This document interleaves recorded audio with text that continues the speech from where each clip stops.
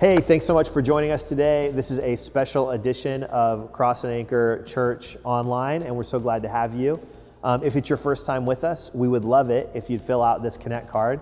It's going to pop up in the chat. We'd love to just know who you are and be able to say thank you for joining us today. From wherever you're at, what's great about technology is you could be from anywhere in the world. We're based here in Detroit, Michigan, but you might be in Michigan or another state or another country, and we'd love to get the chance to say hi.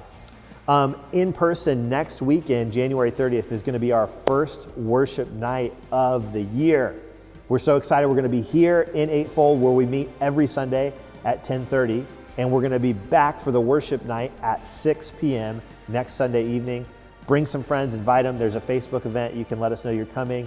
You can screenshot and post so that you can let others know to join us as well. Those are always very special nights, and I wouldn't want you to miss it if you are anywhere close by in Detroit to be able to come through. We're going to be having next steps in the very near future for those of you who watch online and like to know more about how to join the team. Stay following us on Instagram, Facebook, etc. We'll let you know how you can become a part and not just watch online, but actually be a part of this ministry from wherever you are at. And for those of us who are joining in person, on February 6th, right after the service will be our next team gathering, and we're going to be doing some training, talking about things coming up at the church. It'll be immediately following the service, and we'd love to have you join us on February 6th for that. Also, dinner parties. We love food, right? And we love to be around people, and we love to be able to talk about what God's doing in our lives, and dinner parties are the place that all those things happen. So if you'd like to join us for one of those, let us know, and we'll get you the information for when the next dinner party is happening and where it's at, so that you can be a part of that with us. We're going to get into a message today from God's Word as we continue the Change of Plans series. And before we do that, I just want to encourage us real briefly in our generosity. You know, God has been so generous to us. There's not anything that we enjoy in life that hasn't been first given to us by God. And so it's a privilege for us to be able to give back to Him. And so this ministry, it exists because of the generosity and the sacrifice and the giving of God's people. And if you are one of those people, thank you for your partnership in continuing to make this ministry possible. So on the screen are all the ways that you can give. I would just encourage you to pray and ask God, what can I do to be a part of what God's doing through Cross and Anchor? And maybe you can't be here in person, maybe you watch from a distance, but you can still support this ministry, and it goes a long way. So all the ways to give are up on the screen, and we would love to partner with you and see even more people reached with the good news of Jesus, and even more people find new life in Detroit and beyond through Jesus.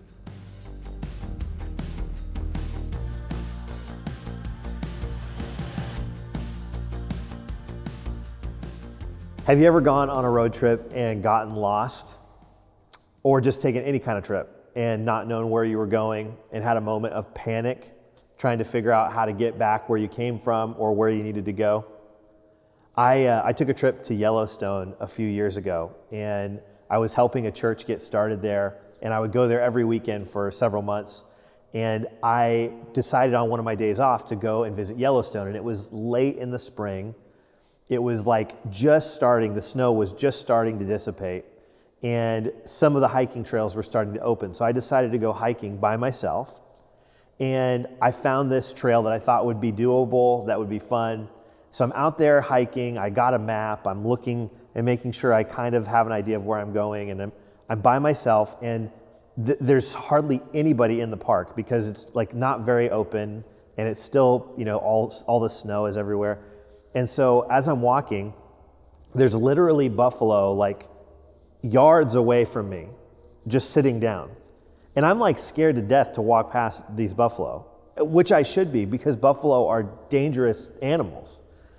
And I finally got up the courage to walk past the buffalo, and they just sat there. They were just like, just looking. And then I was supposed to follow these red markers that were on these trees. And if I would follow the markers, eventually it would take me to the path I needed to be on. So I'm trying to spot them from a distance because they're like far apart, each of these markers from each other. And eventually I think I see the route that I'm supposed to take, and I'm hiking, and I go past some stuff that I think might be where I'm supposed to go to, but I can't tell for sure. And then I'm hiking, having to go up snowbanks and places that haven't even been cleared out yet. And it's getting darker and colder. And I don't even know for sure how to get back from where I came from. And I'm there by myself. And eventually I make the decision, I have to turn around now, because if I don't, it's going to get pitch black and I'm going to be out here sleeping with animals. I'll get close to a geyser, I guess, and maybe try to find some heat from that. But I make my way back, and I finally get back to where I came from. It's dark. It's night at this point. I couldn't even get back to where my car was. I found another parking lot, and then I made it out to the road, and I hitchhiked back to where my car was. And luckily, I was able to get back to where I came from. But the feeling of not knowing where you're going can sometimes cause you to panic. When you feel like you're lost, you feel like you had an original destination in mind, but the one that you're on looks nothing like what you thought it should. And I think sometimes we feel like that in our spiritual lives. We feel like we know where we're supposed to be heading, but the road that we're on seems nothing like where we're going, and sometimes we just get lost. We're in a series called Change of Plans, and in this series we've been exploring what to do when the unexpected things happen in life.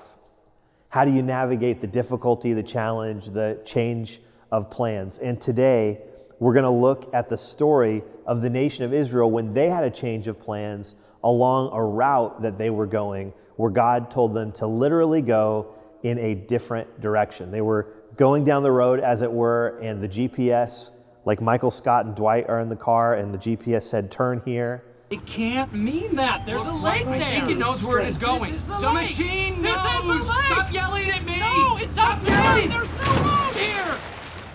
That's what's happening. So we're in Exodus 13. We're going to pick it up in verse 17. It says, when Pharaoh let the people go, God did not lead them by way of the land of the Philistines, although that was near. There's the direct route. That's the way that it would have been easiest as far as getting from point A to point B. It would have been easiest to go this way, but God didn't lead them that way.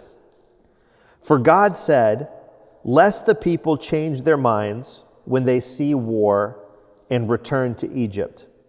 But God led the people around by the way of the wilderness toward the Red Sea. And the people of Israel went up out of the land of Egypt equipped for battle. Moses took the bones of Joseph with him, for Joseph had made the sons of Israel solemnly swear, saying, God will surely visit you, and you shall carry up my bones with you from here. And they moved on from Succoth and encamped at Etham on the edge of the wilderness. And the Lord went before them by day in a pillar of cloud to lead them along the way, and by night in a pillar of fire to give them light, that they might travel by day and by night. The pillar of cloud by day and the pillar of fire by night did not depart from before the people. God has a way of taking us the long way around. That's actually what I've called today's message, is long way round. Just to kind of catch us up to where we're at today from where we were in the last couple of weeks, we studied the life of Joseph. And Joseph was one of Israel's 12 sons, and long story, but he ended up being the second in command over all of Egypt, and all of the Israelites at the time moved from where they were to Egypt. And then now where we're picking up the story is 400 years after that point, Israel has grown into a large amount of people, about 1 million people, so much so that the Pharaoh of the day was scared that they could be a threat to him. And so what he did is he put them into forced labor, and he made them slaves. And this Pharaoh didn't know Joseph. He didn't remember the history. He didn't know where these people had come from. He was just worried that somebody might be encroaching upon his territory. And so he put them in slavery, and they cried out for a deliverer, and God sent Moses. And you've heard the story of the 10 plagues and let my people go. And so eventually, after 10 plagues, Pharaoh relents. He lets Israel go. And so now they're finally out of Egypt. They're finally on their way to the promised land. And you kind of think like, okay, cool. Like, when's this going to happen? Is it going to be like in the next couple of days? Is it going to be in the next couple of months? Like, how long is it going to take us to get from Egypt to the promised land? We've been waiting, for 400 years. Can we get to the promised land, please? And so they leave, and it says that God didn't take them the way of the Philistines. God didn't take them the quick way to get to Egypt. To get to Israel, to get to the promised land. God decided to take them the long way round. I wonder if some of you feel like today that your course has been similar to the course that God gave the Israelites. That God placed something in your heart. God placed something inside of you, a dream or a promise or a vision. And you knew what it was going to take, at least you thought you did, to get from point A to point B. But for whatever reason, God has you going the long way round. The way that you didn't anticipate, the way that nobody thought it should go. And it's kind of confusing to you, and you wonder what's happening, and it's a massive change of plans. That's what's happening here with Israel. I don't know about you, but personally, I don't like to take a long amount of time to do much of anything. I love the quickest thing possible. I love to get things done in a very efficient way. I don't like to waste time. If I have to get from somewhere in the city to somewhere else, depending on the time of day, I'll look up on maps or Waze or whatever if I want to go some really, really crazy way, because Waze takes you like in these really weird side streets. But I'll look and just see the traffic situation because I don't want to have to wait. And I live off of the 94 freeway here in Detroit, which is the worst to try to navigate and for traffic and all that stuff. But God doesn't think about things the way I do or that you do. He has no problem with making his people take the scenic route. We're kind of in the back of the car yelling, "Are we there yet? Are we there yet?" And God's like, just quiet down. I'm going to get you there when I'm going to get you there. Taking the long way around is common for God's plans and purposes. If you feel like you're in a place right now where you're having to wait for God to do what he promised to do, I just want to encourage you that you're actually in really good company. Because most of the people in the Bible, that was their experience, including Israel right here. I heard Rick Warren say in an interview this week, he said, God's told me things that I thought were going to happen a certain way, and he always gets done what he told me he was going to do, but he never does it the way I thought he was going to do it. Have you ever had that happen? Like you think God's told you that something's going to happen, but how he is going to do it, the way that he's going to make that happen is not like what any of us would have planned. The process often looks nothing like the promise. The process often looks nothing like the promise. Wandering around in the wilderness does not look like a land flowing with milk and honey. David is anointed king, but then he goes back to tending sheep, and eventually, after he is kind of on the rise to the throne, his literal crazy father-in-law tries to kill him, and he has to go on the run. And that looks nothing like reigning over the nation of Israel. Moses knows that he's supposed to be the leader of Israel and lead them out of Egypt, but then he finds himself in the desert for 40 years taking care of his father's livestock, father-in-law. Abraham's promised that he would be the father of many nations and have offspring more numerous than the stars of the sky, but he has to wait decades to even have one child. If you're looking at your life and the promise looks nothing at all like the promise, I just want you to know that's okay. If God's taking you along the longer route, just know it's not just about the destination. It's about the journey. Sure, the destination is important. I think to say, oh, it's not about the destination at all. Sure, there is a destination that we're heading to, but it's ultimately about the journey, because the journey is what prepares you for the destination. You need the process. The process is what prepares you for the promise. Going the long way around is how God prepares you and equips you and gets you ready for what he wants to give you. Did you see what happened here in Exodus 13? He says that he didn't take them the way of the Philistines because he knew that if they saw war, they would want to return to Egypt. So instead of leading them straight out of this hard situation that they'd been in into battles that they weren't ready for, where they would have gotten afraid and said, well, it would have been better for us if we would have just stayed in Egypt. At least we didn't have to fight battles back there. God said, no, I'm going to take you a different way because you're not ready for this yet. God knows the way to get you to where you need to be. And he knows when you are or aren't ready for something. Some of us, we're like, man, I wish I could just get to where God wants me to be. And we think if we could get there quickly, then everything would be great. But the problem is if we take the quick route, oftentimes we wouldn't get to the destination at all. Because we would get scared, we would turn around, we wouldn't have the skill set, we wouldn't have the abilities that we needed, we wouldn't have all the things that God was trying to do inside of us to prepare us for what he has for us. So right now, you feel like God's put something on the inside of you that he wants to fulfill, and if it's taking you longer than you thought it would, just know that long walking is going to strengthen your legs so that you're going to be able to withstand the difficulties that are going to come when you get to where you're going. Know that it's going to sharpen your mindset. It's going to build your faith. It's going to weed the things out of your life that need to be pulled out of your life so that when you get to the promised land, you're ready to enjoy and to take over the promised land. God took them the long way around.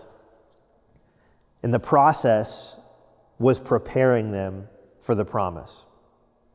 You see, God's kind enough to tell us the ultimate destination that we're heading to, but he's also kind enough to not tell us all the things that it's going to take to get there.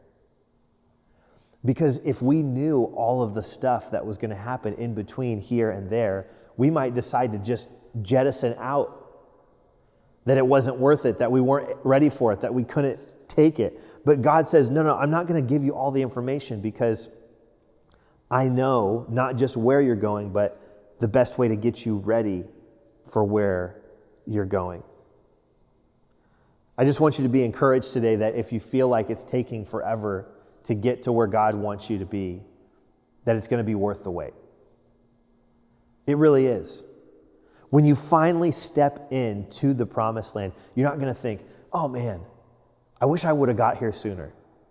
You're not going to think, oh man, I wish that God would have just, made it instantaneous, or I wish that this or that. You're just going to be thankful that God has brought you there, and you're going to see that the plan and the purpose that he had was worth it, and you're going to be ready to enjoy it.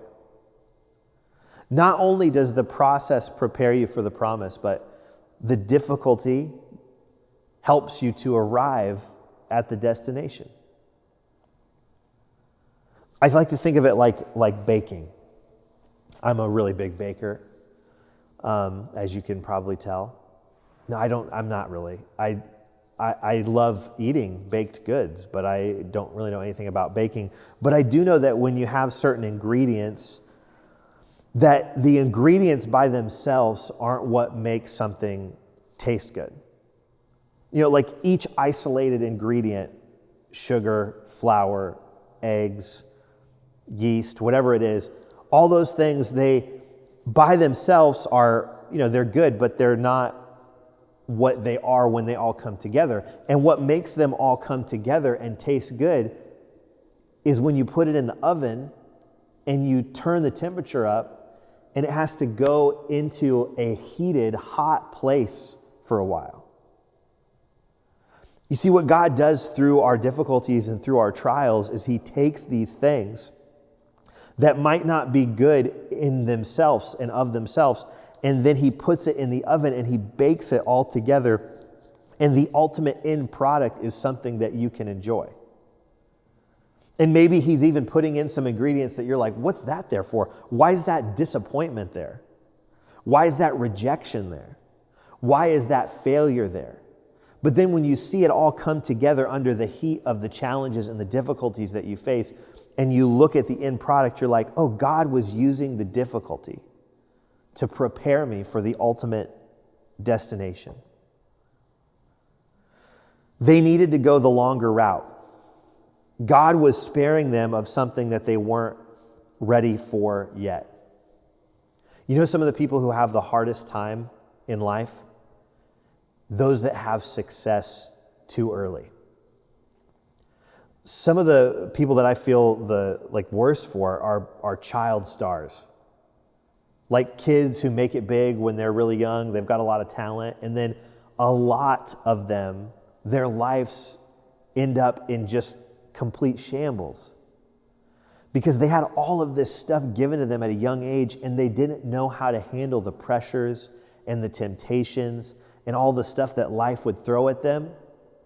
And they didn't have that kind of maturity to be able to handle all the stuff that they were given. And then you see so many fall into addiction and fall into problems and constantly in rehab. But those that come into success later in life oftentimes have a little bit more stability and maturity to be able to handle it because they've walked through pain and they've walked through problems and they know what it's like to not have stuff. So when they do have it, they appreciate it and they know how to deal with more of the challenges and the difficulties. You see, the whole waiting and going the longer way around, it actually, in the long run, is going to be better for you. So, Israel went the long way around, and I love that Joseph, he gets a shout out in this passage of Scripture. In verse 20, it says that he made them promise that they would carry up his bones with him to Israel. Like he had this kind of prophetic foresight to know that one day God was going to come and was going to deliver the nation of Israel. They were going to go back home. And he's like, hey, when that happens, I want you to promise me that you're going to take my bones from here back to there. Like, I love that certainty and that faith to believe that God was going to do something, even though that took 400 years from the point he said it to when it actually happened. Joseph, he is an awesome man and a guy that I loved studying a couple weeks ago as we have been in this series.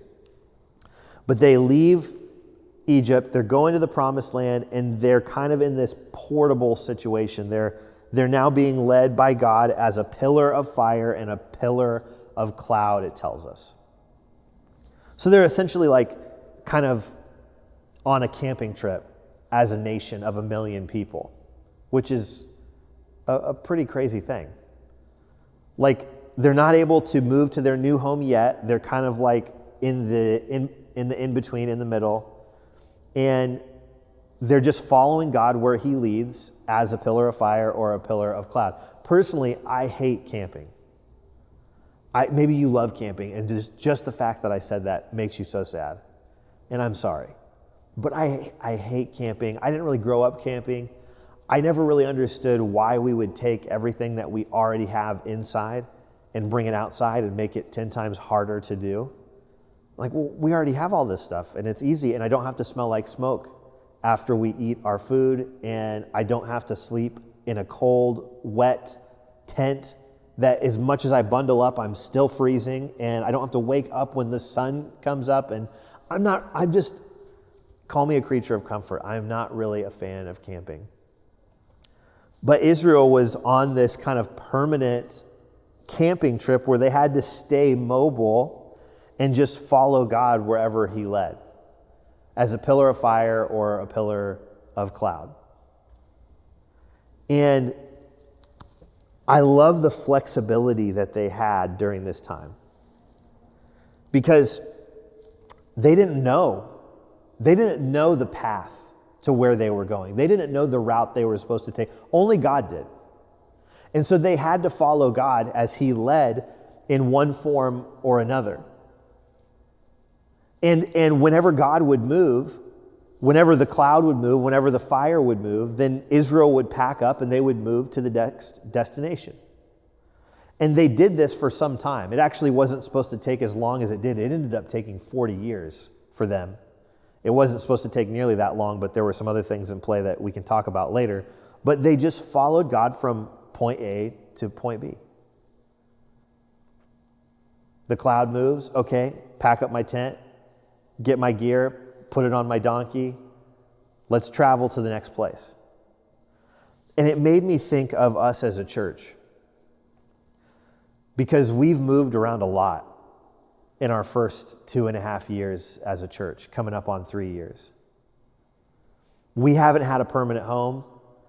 We've just been kind of like the Israelites, following God from one place to another as doors open and as things allow for us to be able to meet. I counted it up getting ready to do this message, and I saw that we have moved at least 5 times as a church, maybe 7 times depending on how you count it. So let me explain that to you. We started meeting actually right here in Eightfold, which is where we're meeting again. We're so thankful for that. Then we moved to this cathedral a couple blocks away from here. Then when COVID happened, we lost the building and we went online. And I'm not counting online as another destination. I'm just talking about in-person meeting places. So then we came back in person. We started meeting at the Garden Theater once a month. Then we started meeting at this church called Central Alliance in the upper room. And then we went over to Mosaic Church for a little bit. And then now we're back here at Eightfold. And in that time, I started doing some live streaming from my house. And so I would invite people over. And so we kind of met in my house. That's why I say maybe 7 times.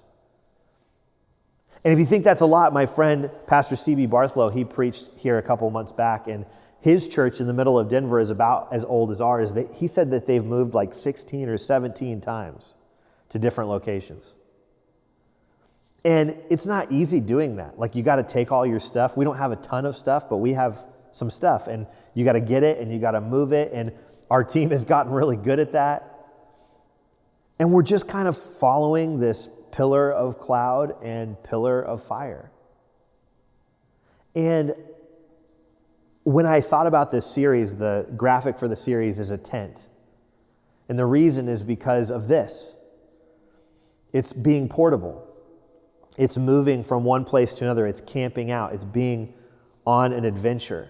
And it's a change of plans. You don't get to always decide when God is going to do what he's going to do. You just have to follow him. And you have to obey, and you have to be flexible, and you have to be ready for what comes next. And there's part of me that loves that. There's a part of me that would love to have a permanent location. We're still praying for that, and God may provide that in the near future. But at this moment in time, we're on this adventure.